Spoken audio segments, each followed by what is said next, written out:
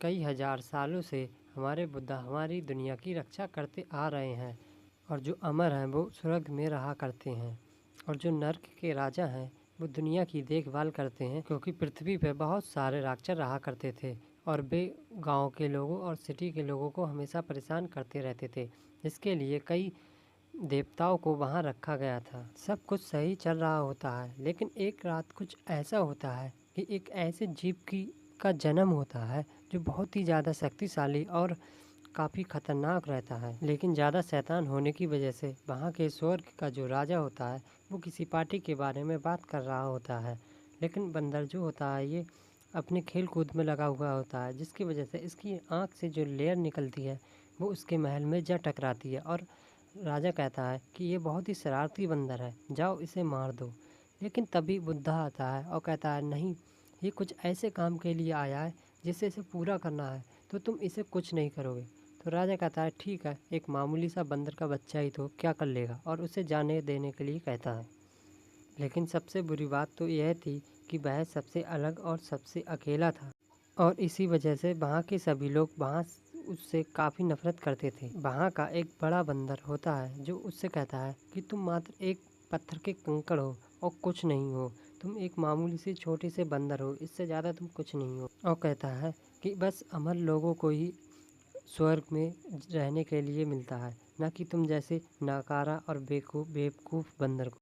यह बात चल रही होती है तो तभी एक अचानक से बड़ा सा राक्षस आता है और वहाँ के एक बंदर के बच्चे को ले जाता है, जिसे देखकर सभी लोग काफ़ी घबरा जाते हैं और उस बंदर से कहते हैं कि तुम्हारी वजह से ये सब कुछ हो रहा है, तुम यहाँ से चले जाओ। और वहाँ के सभी लोग उस पर नारियल फेंक कर मारने लगते हैं और वह वहाँ से चला जाता है। लेकिन कुछ समय बाद वह फिर से वापस आता है, तो वह उनसे कहता है कि मैं अब बड़ा हो गया हूँ और मुझे इस जंगल में रहना है।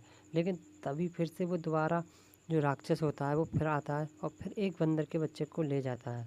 लेकिन इस बार वह बड़ा हो गया था, तो वह कहता है कि मैं इससे लड़ूंगा और मैं बचाऊंगा इन सारे बच्चों को। तो वह बूढ़ा बंदर कहता है कि तुम कैसे बचाओगे, तुम्हारे पास तो ना कोई हथियार है ना कुछ। तो वहाँ पर एक जो बंदर होता है वह कहता है कि तुम एक ड्रैगन छड़ी ले आओ जो कि समुद्र के अंदर है। तो वह बूढ़ा बंदर कहता है कि वहाँ पर भूल कर भी मत जाना, नहीं तो तुम मारे जाओगे।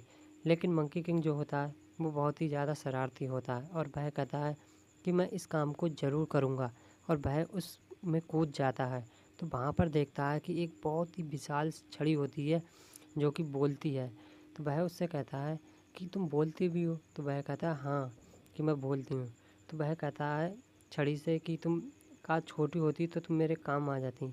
लेकिन वह जैसे ही उसे छूता है तो वह छोटी हो जाती है और वहाँ का जो समुद्र का जो राजा होता है ड्रैगन मछली, वह इस चीज़ से बहुत ज़्यादा चौंक जाता है और कहता है कि यह किसने दुख।